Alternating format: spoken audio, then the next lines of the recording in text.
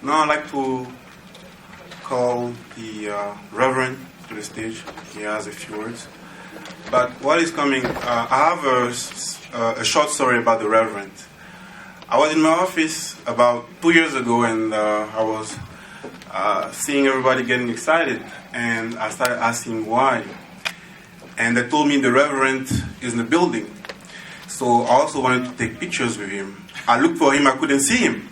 So now it was time for me to take a coffee break, and on my way downstairs, I met the Reverend by the elevators. We got in, and obviously I introduced myself. I told him what I was doing, but I'm not sure if he understood everything that I said to him. But one thing that I'm sure he picked up is the word Africa. And that was enough for him to say, let's go back up. So we went back up to his office, and he introduced me to his team and asked me how soon we can have a proposal for partnership. Well, long story short, last year we were a media sponsor of this event, and this year I was invited again to be a moderator. So that's a testimony to show that the Reverend really believes in Africa. Thank you so much.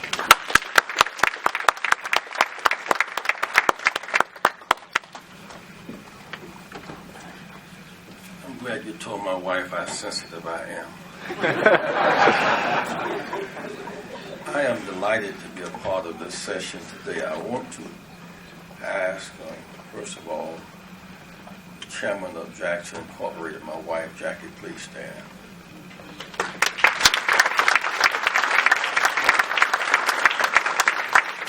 South Africa, my sister Anna.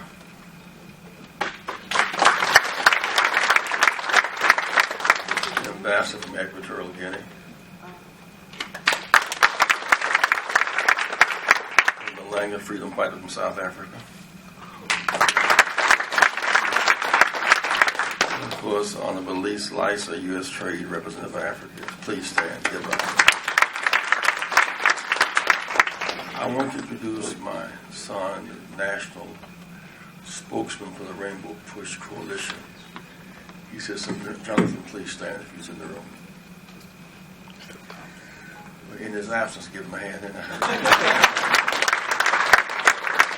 The young man who has substantially driven this workshop, he is a native son of the Gambia, just a brilliant young man who is our international Field Director, James Gomez. James.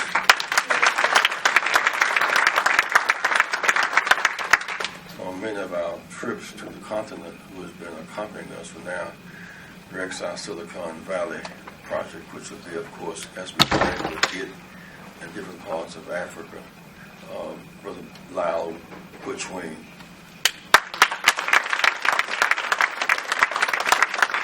One of the native sons of America, who went to South Africa and literally moved there when the walls party came down. This man, tell him, he's a Morehouse man. You can't tell him much. Tell him he's a Morehouse man. I am excited, Ambassador, about how do we, I know there's another workshop coming about this, but how do we capture out of this, I forgot, Raymond Presents now a new chief operating officer and developer, a brilliant young man who worked in Pitt and Bowes, the corporate world for 22 years, and other corporate work who is now the pastor of the church and our chief operating officer, Reverend Mark Ellis. Please stand. What I'm trying to capture, Brother Hill, there are several dimensions raised here today so we can get past romanticizing how we relate to Africa. We have survived apart. Now we have a difficult thing to do, learning how to live together, to see each other as partners and not as foreigners. Africa is so vast, if you and I caught a plane at Kennedy Airport, one of us flying to Los Angeles, and one flying to Senegal, we get there about the same time. We're as close to, right now, we're as close to Senegal as we are to LA right now. You get to South Africa, you get to Ghana, you're closer to New York than you are to South Africa right now. So just learning about the vastness of the proposition. There are several things we can do together and must, and millennials, we figure out some operative, serious steering committee. One, the issue of trade. How do we work out formidable trade formulas that are mutually beneficial? We've had some bad trade experiences using other people's models that have not worked for us. When we have to get some countries freed without work on this continent, the trade in our lives became Europeans rather than us, and some of that has not worked out. It's a matter of working out formulas. We keep talking about banks. Conventional banks will not work for us. The Marshall Plan is not so much the amount of money involved. The 50-year loans are 2% government secured, and they were development banks. You cannot have a quarterly 3-month turnaround. It doesn't work for developing nations. There's something called development banks. So trade.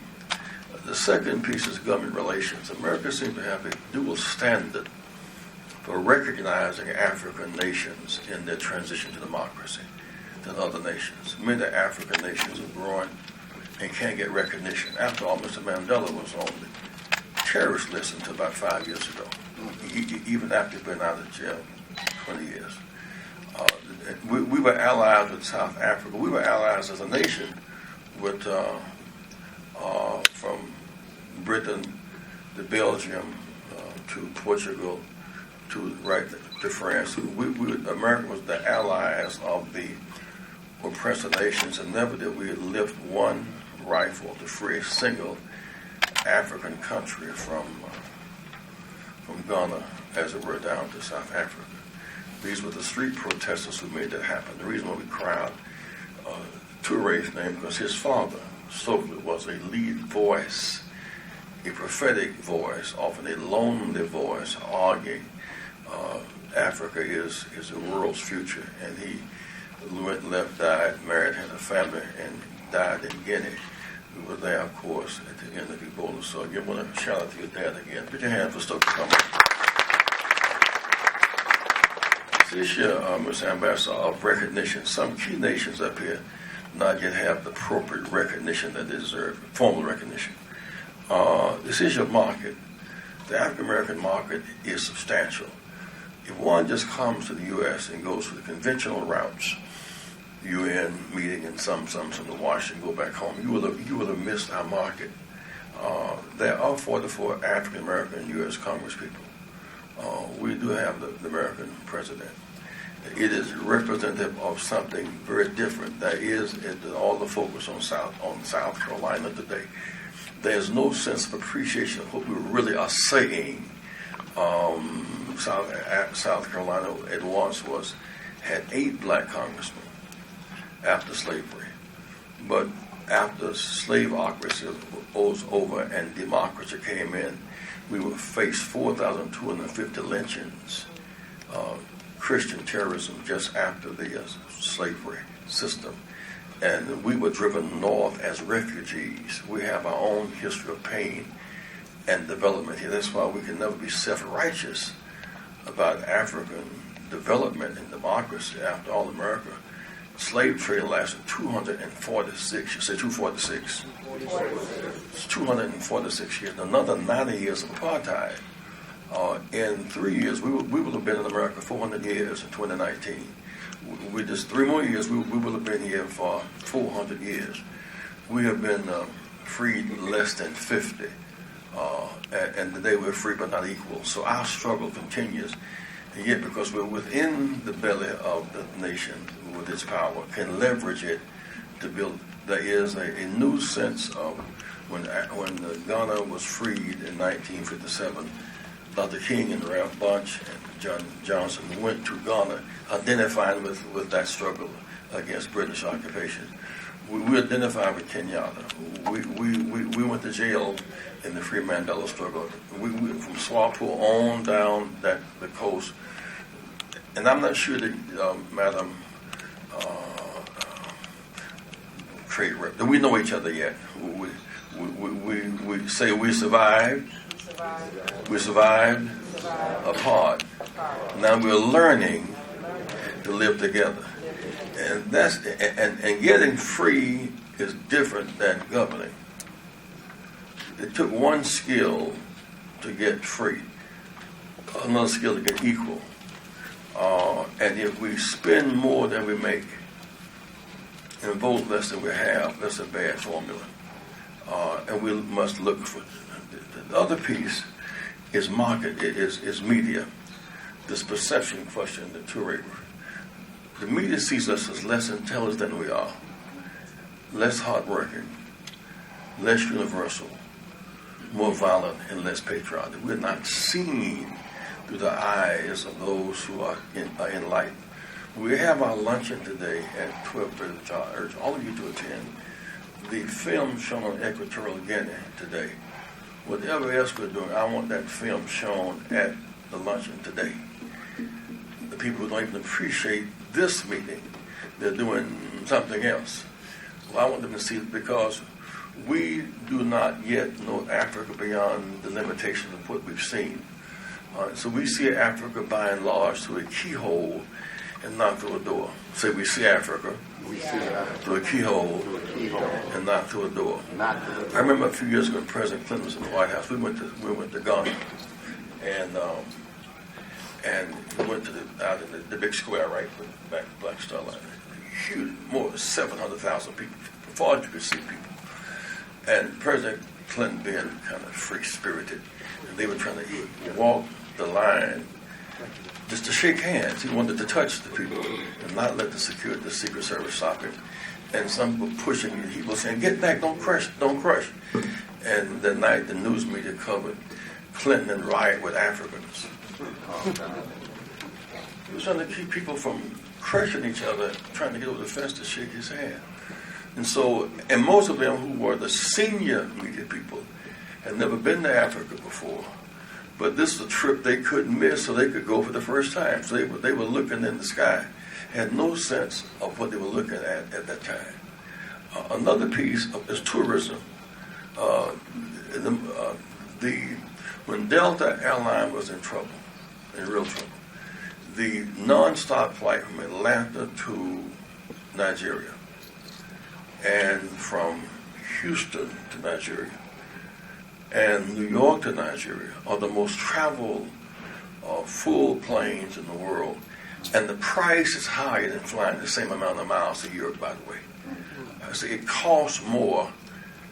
That's another issue when we have our roundtable. It costs more to fly the same distance from here to Africa as here to Europe. Y'all with me so far? That's a piece of working through these two sets of rules. Tourism. We were in Guinea. They're building now a huge hydroelectric plant. It will light up Senegal and the Gambia and Guinea. That means that they are in the market for money. That means that General Electric and others are now vying for who will be the infrastructure generators behind that. That's a piece of the Africa thing too.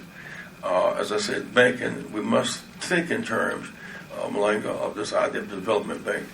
Marshall Plan says, all that money. It's not the amount of money. It was just $13 billion.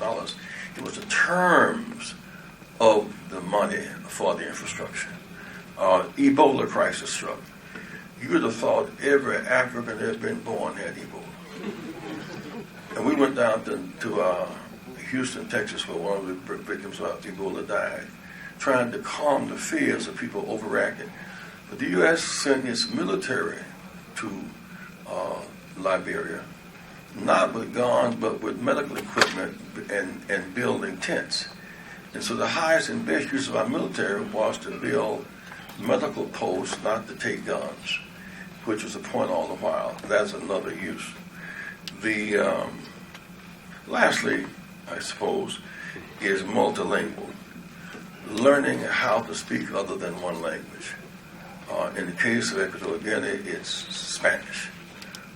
In the case of many other, it's West African, it's French for the most part, and some English. But I would like to think that my appeal, before we get into Q&A, is that, as I see Jim Rumble about studying businessman, raise your hand, Jim.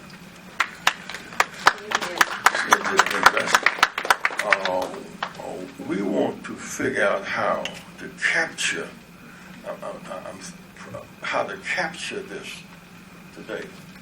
We're meeting and we're greeting. We got a good feeling. But how do we, Doc, how do we organize this so that you hooked up with the Rush Presbyterian Hospital segment in Chicago? Your Chicago is expanding, and much of its base is African American. How do we hook up? And so how do we have a system where we, in fact, young American youth with those skills are going to jail and have the same skill set capacity? So that's why we must globalize our quest for justice and peace. And from transportation to education to investment, we must work it through. And I would think, with Paul, what you were saying about the middle management business, is we cannot see Africa like the Tarzan and just go there telling people what to do and on a get-rich scheme. We're going to just get us a gold mine, get us a diamond mine. We got to go to serve. Power comes through service. If you serve effectively, you can't help but get economically stable. We must, our level must be our capacity. African Americans have something to offer, Ms. Malinga. We have money, market, talent, education, and access to America's political system. What China does not have, that we have, they can't elect American presidents. We've been empowered through this process. And Africans must appreciate the power of African Americans. And African Americans must go to Africa to appreciate the power of Africa. We were separated. It will be 400 years in 3 years. 200, what distinguishes us from immigrants and refugees, we were enslaved. Another African brain drain for 246 years by law. And then another 90 years by law, apartheid law, and culture. We've been free in a technical sense since 1965. Our democracy really is 51 years old because for 246 years when on the slave master could vote, that was slaveocracy. Then we were denied the right to vote for another 90 years to Jim Crow. We've been in the democracy for merely 51 years. We've gone from the bridge in Selma to the White House in 51 years, which means there's something, there's a dynamic here that's in our spirit. So, thank you very much.